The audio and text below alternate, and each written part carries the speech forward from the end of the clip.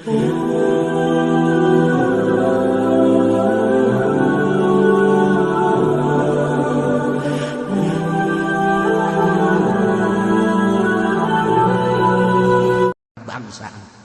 Banten di Banten dibeleu dibeleu beak seuneuna ngarokok kene Banten tolol jas orang Banten mah atuh kan orang Banten mah kos gitu di Bekasi paku di daharan paku mantap kamari kekurangan stok paku ge dipakai lalap kapan di Indonesia Masya Allah. Nah eta itu di eta Dayak tadi eta di Dayak golok lempang sorangan set asal dikiekeun set kitu kene panas set lempang sorangan eta terketahui ku luar negeri nu bantak Madura sakumaha gagahna cak Gus Dur tidak ditakuti. Madura itu walaupun gagah tidak ditakuti, janganpun orang luar negeri, orang dalam negeri saja tidak takut sama orang Madura mah eta cak Gus Dur ngomong kos itu. Tapi yang sangat ditakuti adalah orang Jawa Timur, orang Cirebon, nomor satu orang Banten. Eta Gus Dur kan ngomong gitu kan nyaho karena kagagahan orang Banten. Orang Banten mah hayu berage dibelem keluar ngerokok. Ih, orang mah cacat. Nyaramung deui. Orang Banten aya naon deui. Ngan ulah coba-coba aju kaki pudoli. Cacat, innalillahi.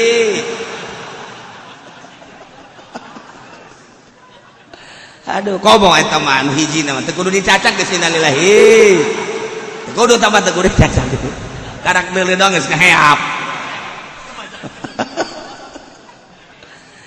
Tapi Gus Dur eta ulah main-main Gus Dur bang ngomong kos gitu. Kan ditanya ke wartawan, "Gus, sembarangan aja. Kok orang Madura tidak ditakuti? Bang kenapa kurang bagaimana? Itu orang Madura gagahnya. Kamu tidak tahu?" Cek Gus Dur, "Lihat Madura itu kan cerulit itu kan kalau digituin tanda tanya." Gus Dur ayah baik Gus Dur mah tanda tanya itu kan enggak gagah kakekna ya cuma tanda tanya doang. Apa iya saya ngebunuh, apa iya dia mati, apa iya ya enggak gagah. Kata Gus Dur ayah baik sok macem-macem baik diulik baik Gus Dur mana naon baik. Nah, mata tuh Gus Dur teh sepi di Indonesia. Hayang aya deui eueuh kuari di NU Ki Hasyim Muzadi orang bacakeun Fatihah mumpung inget jang Ki Hasyim Muzadi pernah ka dieu nyana 3 kali bahkan 4 kali jeung sorangan kemudian nyana sangat mahabah ka dieu kula waktu kamari keur muriang ngalayat ka ditu cuman eueuh kesempatan urang bacakeun ka Ki Hasyim Muzadi mudah-mudahan dihampura sakabeh dosana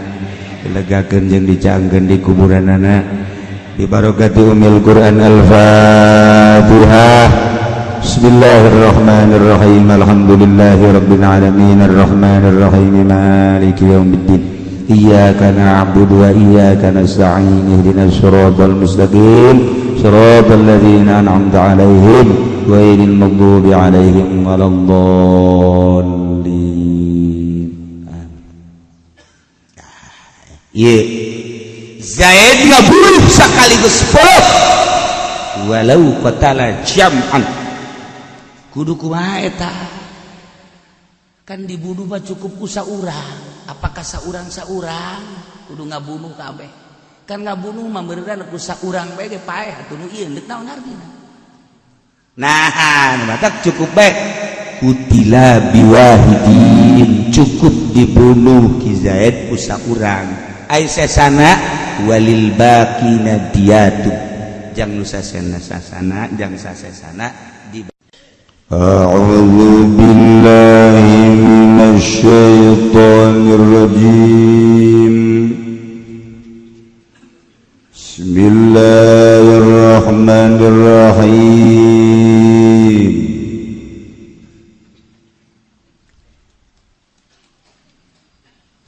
fa'alal awali makana tepi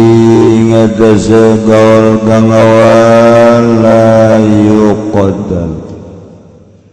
Raden Badain ya Walid biwaladihi kalawan sebab mataini kalawan sebab mataini anak Walid wazibin lan kafir kang bangsa walau mata fadiyatun lan lamun mati qati' fadiyatun maka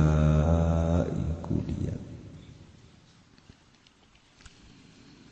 walau qatala lan lamun mataini ya wong jaman ingwong akeh kutila maka den pateni ya wong biwahidin kalawan kang suwiji walil baqina diyat lan iku tetep kadue kang kai kabeh utawi sakeh diyat utawi sakeh walau afa waliyu lamun ngahampura sapa waline maqtul bimalin kalawan harta wajaba maka wajib ya amal wasaqatul qisas lan logor opoh qisas wa yuqtalu lan den pateni ya qatil dan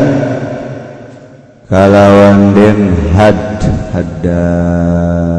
kalawan den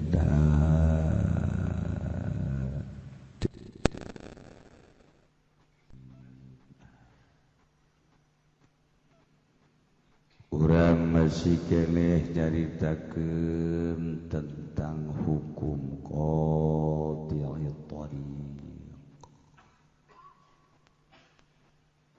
sanksi-sanksi anu ditibakeun ka para garong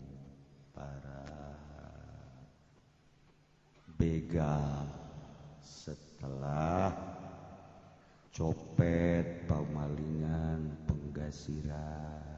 perkorupsian beres tinggal garong-garong anu ngagunakeun kekuatan tenaga. Di Indonesia mah alhamdulillah copet aya. Maksudna jang sakadar pangreuncem nagara aya. Eueuh copet teresep malik teresep deui. Pamalingan atuh loba boro-boro sanagara sakota sakecamatan saimah ge kadang-kadang pemajikan leungit kongkoro pamalinganana atuh si eta nyaho-nyaho mawa anak eta loba di urang sok kurang lamun zarah ke tempat pangzarahan eueuh nu menta-menta sepieu teu betah ngan lamun aju dipaksa malik teresep deui jadi kudu aya hiji dua budak laletik mah jang pangreuncem di makom terasa makom teh aya nu ngageugeuh mun aya nu menta-menta gitu kene di negara mun nu korupsi teresep nuhun dararae korupsi bupati teu saeutik anu korupsi teh bahasa batur bahasa urang maling jadi nuhun ka para bupati nu daek maling gubernur nu daek maling nuhun maksudnya kayak di akhirat orang iring-iring inilah bupati kita yang dulu memimpin kita ternyata horenganan bacokok iring-iring orang deres bupati polisi abri diiring-iring ka neraka pantes kiai ya diiring-iring ka neraka moal ngan moal aya paling hiji 2 3 4 5 6 7 8 aduh Gusti Allah sabab sorga mah lain jang kiai lain jang abri lain jang polisi jang muttaqin uiddat lil muttaqin kiai takwa sorga janji Allah polisi takwa sorga janji Allah ngan pangneangankeun polisi nu takwa pangeangankeun mun aya dek dipake jimat abri nu takwa aya siapa suka jusuzon aya pastilah aya ngan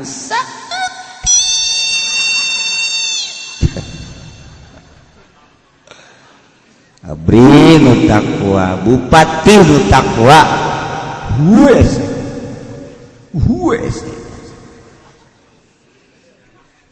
cek bupati siaka aing bae pugu kiai ge hese aing ge sarua hese kiai ge hese sarua kiai ge hese komo dia nah, datang orang kulon dah dia mau ka ngambek bae rombongan aing ge hese tuh komo dia nu jelas mayu urang introspeksi diri lain endek ngabukakeun aib-aib tapi jangan memecahkeun hati urang supaya urang bisa kontrol diri jagalah mun di akhirat status urang bupati haju dirantai isin tetah jang introspeksi ka diri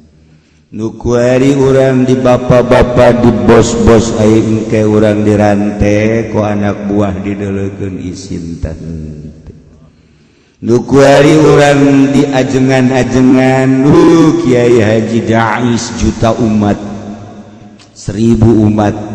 sabeheung umat engke urang dirante pan ai bupati mah misalna polisi pak ke neraka ya pantes coba Kipudoli kemana? Manggading dirantai kan. Dek nyusul Haji Fendi kan bagus. Nah iyalah maksudna jang introspeksi yu urang bebenah diri ulah sampaikan kajaga di akhirat urang digusur diasupkeun ka neraka jahanam wari urang nu pernah ngalakukeun maling tobatan nu encan mulayan ulayan bebener ulah maling nu mantak urang ngaji ge nyadar diri urang hayang nyaho hukum-hukum Al-Qur'an hukum Allah coba sih hukumna kumaha ngaji urang lamun ngaji jeung kiai parte moal beres sebab niatna ge lain dek ngaji kiai di Golkar lain niat ngaji lain di PDI mah komo tengah lain di PKB lain sangkilang nu di panggung ge bejana lain ngaji ya setengah ngaji lah. Nah mantap moal nyaho kana hukum-hukum nu asli urang nganyahokeun hukum nu asli jang bekal hirup urang hayang salamet urang fid dunya wal akhirah tuh lamun maling saya sani soben sariko potong leungeun katuh sa epek-epek meling deui kadua kali potong deui suku kenca sadampal geus dikaluarkeun dinasehatan ai praktek maling deui leungeun kenca sugan teh mandek eureun maling deui ya suku katu copet pemalingan gasir korupsi seperti eta lah tapi lamun garong malai Zaid ngabegal di jalan nyetopan kendaraan pedagang-pedagang kopilah tanpa pula pilih nyetopna ngandalkeun kekuatan baik sorangan jarang garong sorangan nyana ngandalkeun kekuatan rombongannya adu kekuatan. Nah ieu mah lamun beunang ku nagara setelah dicek bener nyana sok ngalakukeun pembegalan seperti eta sangsina sakaligus nyana mah potong leungeun katuhu berikut suku kenca sakaligus lamun nyana masih keneh gagarong keneh beunang deui leungeun kenca jeung suku katuhu Masya Allah lamun sanksi Al-Quran ieu sanksi syara ieu hukum ieu dilakukan di Indonesia asana polisi areueuh leungeunna abri areueuh leungeunna loba bupati areueuh leungeunnan jeung gubernur termasuk kiai kiai sih cenah maling di mana duit sholawat tilok dikaluarkeun kabeh ya tuh ala kadar tuh batu nah maling bantu di mana babari Berubah kurang doa ka Gusti Allah mudah-mudahan urang kabehan diraksa ku Gusti Allah tina penyakit maling keluarga urang pemajikan anak incu urang mudah-mudahan dilindungi tina penyakit maling tatangga urang karabat urang mudah-mudahan ku Gusti Allah dilindungi tina penyakit maling negara urang pejabat-pejabatna mudah-mudahan dilindungi ku Gusti Allah tina penyakit maling jeung korupsi di akhirat urang salamet kabehan kan ngeunah kiaina bupatina gubernurna kabeh kasalalorga rakyatna kabeh pedagangna pejabatna petani ka sorga beuh manda teuing indahna meureunana ngomong mah kahayang urang geus kitu tak kahayang ya tinggal mudah-mudahan kuari lamun aya begal ngahadang di jalan aiheg begitu dihadang teh sajabat ti hartana dibegal dicokot nyawana dibunuh Masya Allah dua lipat kabair nya harta dirampasnya nyawa Gusti Allah geus ieu mah meujeuhna boga kalakuan teh nya maling nya ngagarong nya ngabunuh molongpong teh malawang molongpong sama geus halang kamu tinggal lolonjak bae jebu cak urang tapi Allah makan lain kadang di dunyana kadeleuna garong orenganan barang maut jadi wali ka sorga di dunyana kadeleuna kiai imam-mama dia ajengan-ajengan barang maut teu mawa iman ya neraka ai eta kibar siso aya takibal ambin ba'uro mentak sia ulah bangga urang ku sebab jadi kiai sehingga mengusungkan diri paring urang bersyukur Gusti alhamdulillah abdi dibere ku Gusti titipan ilmu sehingga nyaho ka Gusti tetepkeun Gusti ka nyaho abdi ka Gusti paling urang kitu. Nah, tapi kan contoh-contoh seperti eta garong nu ngagarong Tuan Syekh Abdul Qadir sakaligus dari wali kabeh. Deuk kumaha deui teh urusan Allah. Urang deuk kumaha teu sedihna ketika Kangjeng Nabi ngalayat kanu ngurus Kangjeng Nabi. Syekh Abdul Muthalib begitu sakarat deuk sakarat Kangjeng kan kadinya. Cak Kangjeng eueuh deui hiji-hijina bahasa nu ku kaula bakal ditulungan jaga di akhirat syahadat mang wayahna maca syahadat 2 kalimat syahadat engke ku kaula bakal ditulungan jaga Abu Jahal sok sembarangan menyaninggalkeun agama nenek moyang urang lah Muhammad budak kamari ieu makan agama urang neuleuh kakatuhu aya Kangjeng deuk baca 2 kalimat syahadat ditoel ku Abu Jahal belah kenca agama karuhun neuleuh deui kakatuhu ja bener di jero hate mah agama Muhammad teh saendek-endeukeun kan maca 2 kalimat syahadat toel ku Abu Jahal diset-set bae nyadek ninggalkeun agama nek manghos kumaha 2 kalimat syahadat ceripan Kangjeng teh ngarumas Masya Allah nungurusan abdi Gusti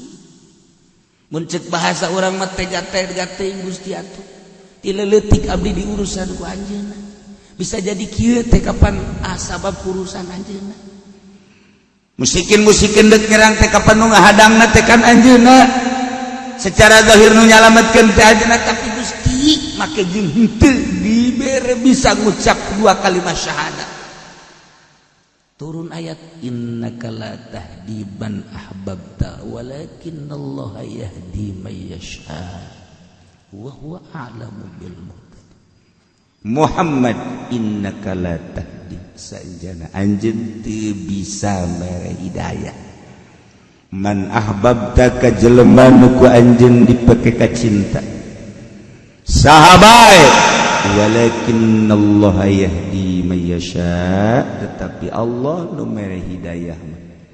hak peto Gusti tah mah prerogatif Gusti mantak urang alhamdulillahirabbil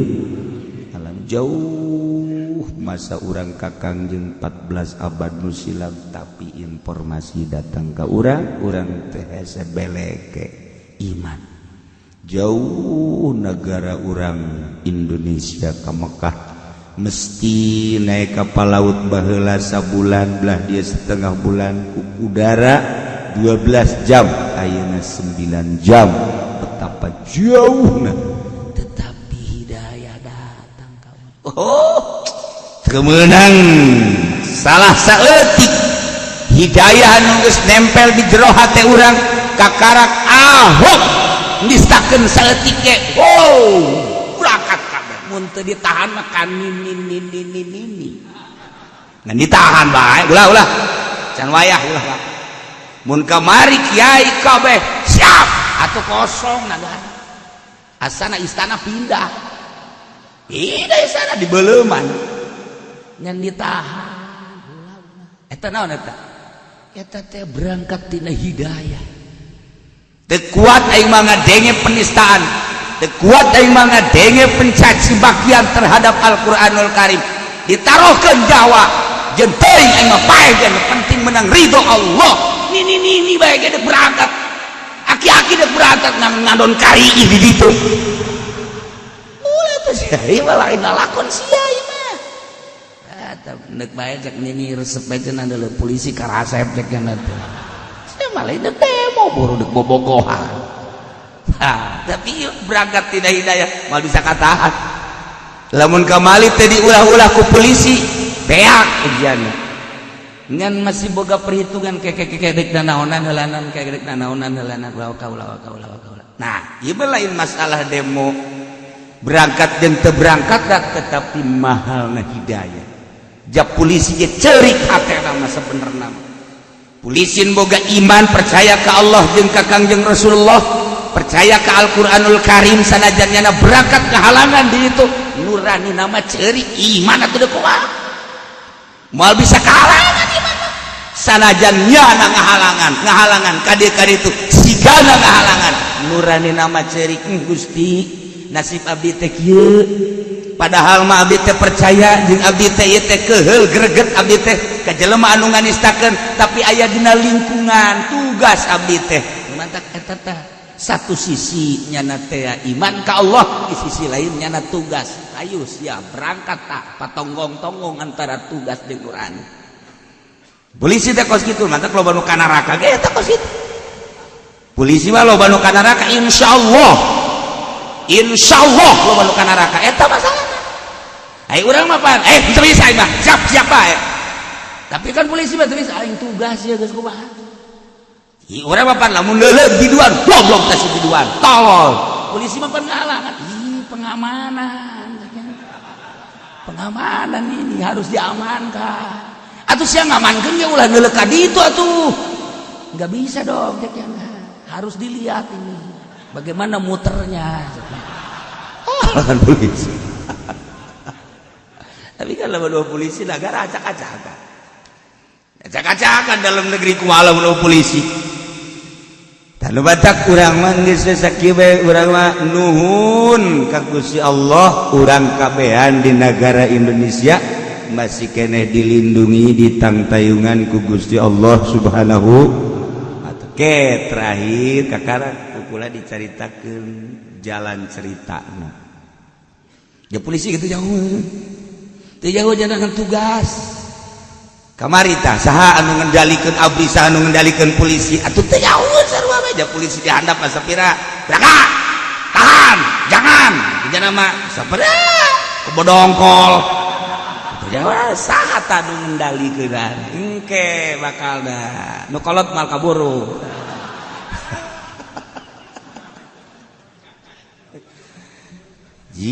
bahkan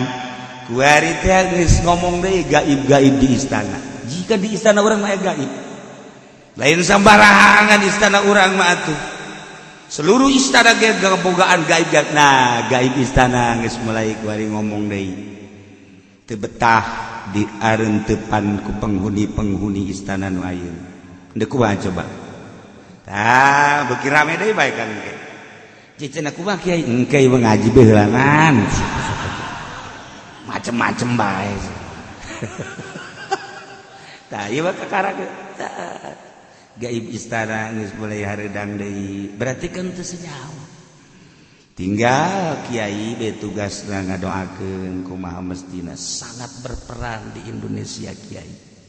ulah disangka henteu berperan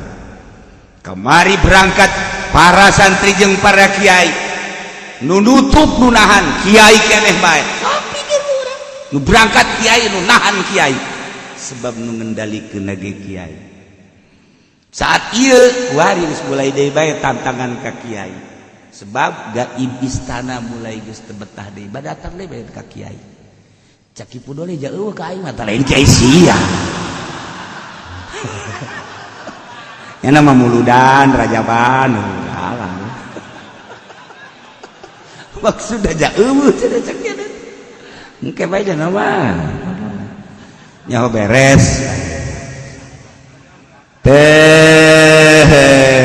iyalah Indonesia teh bisa sembarangan di Indonesia macem-macem di Indonesia nu kukula dicaritakeun Surabaya Jawa Tengah Jawa Barat termasuk Banten duh geus keur kararieu bae dak iradak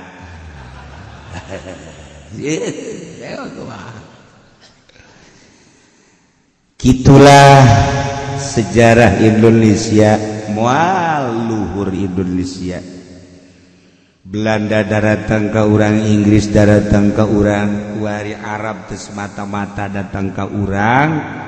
lamun lain gerak Allah aya hikmah jeung rahasia di balik eta.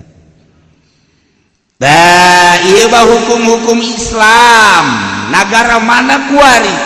anu eksis ngalaksanakeun hukum Islam? Sebab kabeh kuari terkontaminasi. Urang jadi negara liberal kabeh.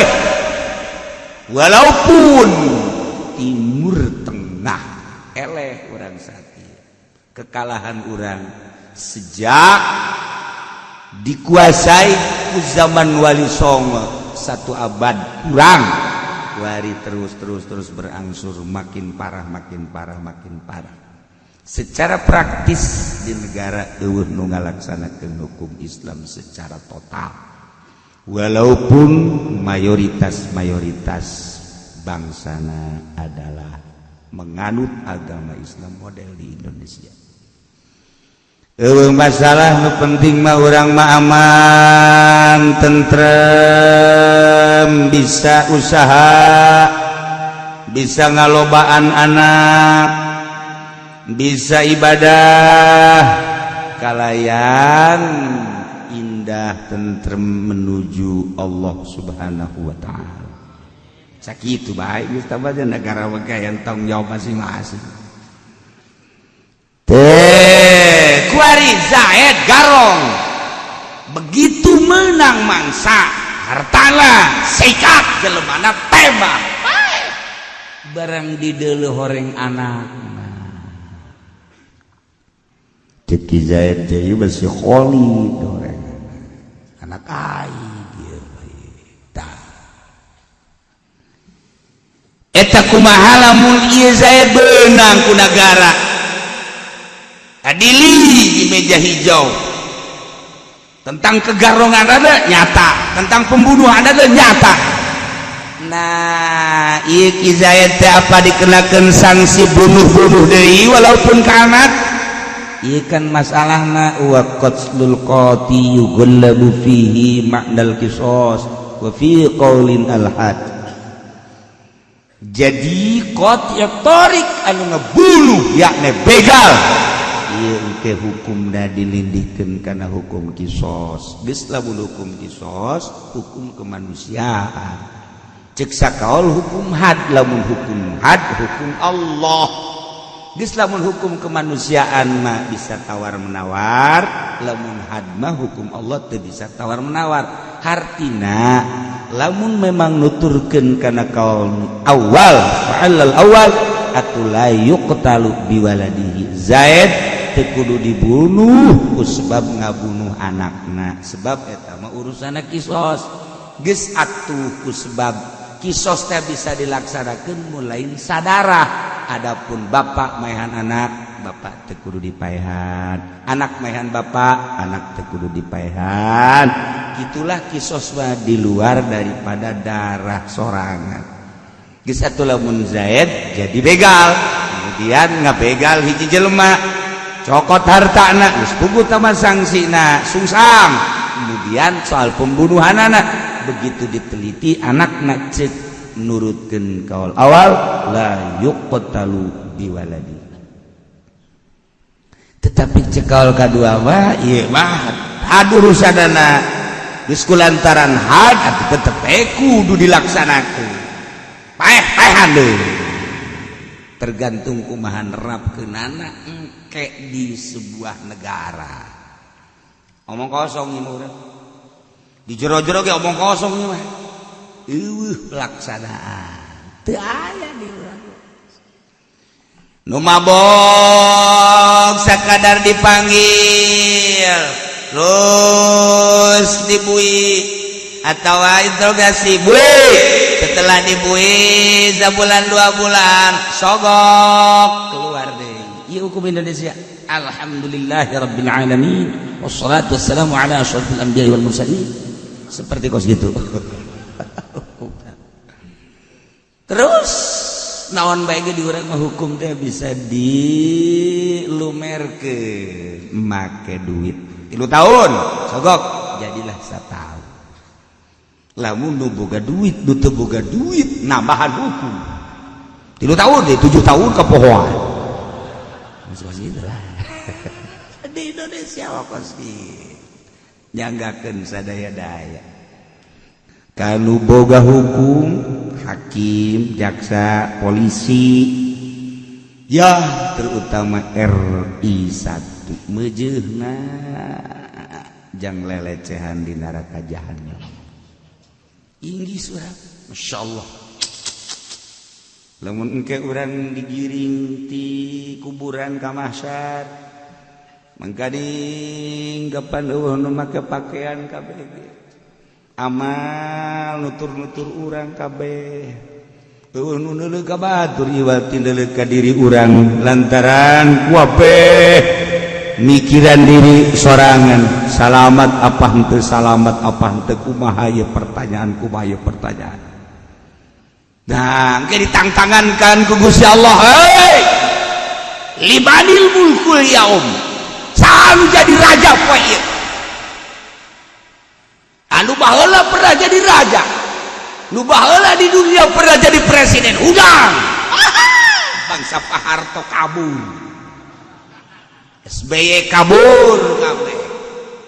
tantangan ku Gusti Allah limanil mulkul yaum sami jadi raja kuari muncul coba raja-raja ayo mengeng ke di akhirat ini kumaha dipenta pertanggung jawab eta kerja di raja nomor hiji RT ge kan raja saya teh digaji henteu di akhirat diseret aduh pagrugi-rugina raja RT lamun teu bener lamun bener atuh RT pendek baju nyana maju bae biasa berapa jumlah cek malaikat warga kamu jumlah warga saya sekitar bangsa ada 500 berapa yang janda janda tua ada 15 janda muda itu mah selalu di rumah saya tepat karena jawabnya mainan saya pak nah iyalah orang bagi sudah ke orang bakal ditanya kabehane kullukum ra'in wa kullukum mas'ulun an ra'iyatih kabeh orang pengurus jeung kabeh bakal ditanya tentang pengurusan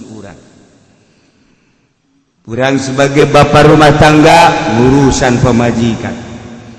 orang sebagai ibu rumah tangga urusan imah tangga terus kullukum ra'in wa kullukum mas'ulun an ra'iyatih si hade orang bakal ditanya jaga Gusti Allah siapkan pertanyaan-pertanyaan orang jawaban-jawaban orang la yuktalu bidimin tukudu dipaehan qati tarik anu ngabunuh kafir zimi walau mata lamun paeh sikoti Zaid seorang begal kemudian nyana ngebegal dicokot hartana eta jelema tur dibunuh setelah diintegrasi ternyata Zaid melakukan pembegalan di samping mengambil harta juga melakukan pembunuhan berarti Zaid harus dibunuh dengan keputusan hukum sanksi akan dilaksanakan eksekusi pembunuhan terhadap Zaid yang telah melaksanakan pembegalan harta dan nyawa maka Zaid ditentukan hari Sabtu akan dibunuh perbo pae Zaid perbo pae jantung kena wah ieu mah jawara masih kena lemah jantung ulah ka jawara kumaha mun eleh maen bisa ngagoler di lapaknya nah itu jawara mah tidak aya anu lemah jantung gimana lemah jantung parah ieu jawara Jawara mah sanajan eleh main tetep bae ayo main jangan mana duitna ulah waka jaritakeun duit main sia masang heula goblok beunang sia jawara kakarak ge takol sia ku aing moal pati-pati aing ngagelar di lamun teu boga duit buku teu boga duit sia jawara eta kos kitu jawara mah tolol begitu ngoprok menang itu nah hutang jawara mah kos kitu teu boga kaisin teu lain jawara boga kaisin mah karena jelema bener jawara mah teu boga kaisin jawara mah oh main deui sakali deui begitu bangun endek menang itu atuh sama kenapa punya digulung itu jawara eta malah anu kumaha balik nya indep jang sia tak koprok aing gitu eta jawara kos itu eueun lemah jantung atuh lamun haju eleh lemah jantung ngahep-hep ulah jadi jawara tapi jadi ustad tah mah ustad lamun ustad lemah jantung loba jawara mah tilo tahan uji jangan tahan banting sebab siapkan neraka jawara lu ngomong lagi surga jang sia neraka jang aing jawara eta nu kos kitu langsung ngomong-ngomong neraka di hareupeun aing mantak aing baik mabok daek zina jeung daek main ge ieu teh geus aing mah geus dipersiapkeun jang di neraka ngomong lagi kos kitu jawara mah tuh mun aing neraka sepi itu jawara itu jawara ieu mah ngajawara ongkos salat ongkos lain jawara mah kos kitu tilok salat jawara mah kecuali haju tobat saya cara Sayyidina Umar bin Khattab wah kakarak teu beunang salah saya tika Kangjeng Nabi kayak salah Yahudi ngomong macam-macam be ya Rasulullah dani kalau ngomong serahkeun ka aku lakos kitu ieu jawara sedep eta gadegna urang siapa Umar ina naon teh geus amun aya naon-naon serahkeun ka kula dani ya Rasulullah bikeun ka kula geus pada urusan beheung kula teh mah Sina Umar eta kadang-kadang Kangjeng Nabi geus mesem sorangan ka Sina Umar asal aya naon bae Yahudi ngomong dani ya Rasulullah serahkeun ka abdi nu kos kitu mah adrib unu kau kukula tah mah beheungna sok aja beheung-beheung bae eta kan kos kitu jadi lamun Sina Abu Bakar, Sina Umar, Sina Utsman, Sina Ali ngariung jeung Kangjeng Nabi eta rame suasana teh rame sebab naon tipe-tipe jelemana kapan gara-gara Sina Abu Bakar Siddiqin luar biasa Sina Umar jawara jadi kan aya nyarita jeung jelema jawara makan rame kadang-kadang Sina Umar kecicing we di hareupeun masjid loba sahabat nyaritakeun zaman jahiliyah kan sarua sahabat ge nyaritakeun zaman baheula urang kena memeh urang iman bu anu urang marabok kana cek Sina Umar goblok sia ngomong nu karar itu teu urut aing sarua jadi rame ke Kangjeng Nabi ka di aya naon cek Kangjeng Nabi rame amat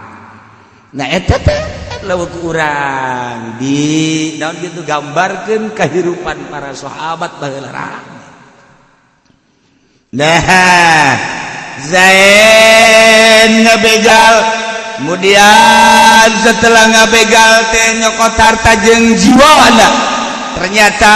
setelah ditangkap ku negara prospeksi interogasi setelah diinterogasi jelas bahwa Zaid adalah garong telah menggarong harta jeung nyawa eksekusi memeh dieksekusi pae walau mata lamun Zaid seorang garong pae tanpa aya numayahan secara kisos atawa had geus atuh ieu teh fadiyatun alal awal durutkeun ceuk awal kudu mayar diat tina tirkahna sebab nyana maehan seseorang tinggal di deuleu nu dipaehanana jelema merdeka atawa jelema abid lamun merdeka diat lamun abid hargana sabaraha tapi lamun nurutkeun cek kedua lantaran nu kadua mahad la syai. Nah ieu kudu boga ketentuan di negara. Lamun negara nantukeun lamun kos kitu teh ditetepkeun hukum kisos, berarti DPR musyawarah membahas tentang sanksi begal nu ngabegal harta jeung nyawa. Apakah akan ditetapkan hukum kemanusiaan yakni kisos? Apakah hukum had? Langsung hak Allah dengan rame-rame di DPR dibahas untuk dijadikan poin-poin hukum. Setelah dibahas ternyata timbul hasil musyawarah pembahasan di sebuah negara. Indonesia misalnya adalah kisos